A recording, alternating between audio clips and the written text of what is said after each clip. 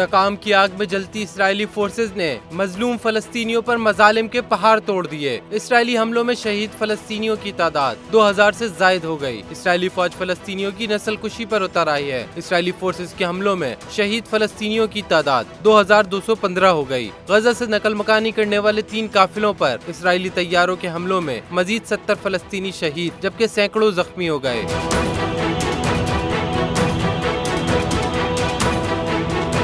मगरिबी किनारे में गजा के शहरियों से ज़ाहिर यकजहती के लिए किए गए मुजाहरे पर इसराइली फौज की फायरिंग से 16 फलस्तीनी शहीद हो गए, जबकि गजा पर भी टैंकों से चढ़ाई कर दी गई। यहूदी आबादकार भी सेहोनी फौज की मौजूदगी में निहत्ते फलस्तीनियों को गोलियां मारने लगे। अरब टीवी ने इसराइली फौज के झूठ का पोल खोल दिया। तहकीकाती रिपोर्ट से साबित कर दिया जिन 4 फलस्तीनियों को जंगजू कहकर कत्ल किया गया वो गैर मुसल्लह थे। लबनानी सरहद पर भी सेहोनी फौज की गोलाबारी और फायरिंग से एक सहाफी जाँ बहक जबकि 6 जख्मी हो गए।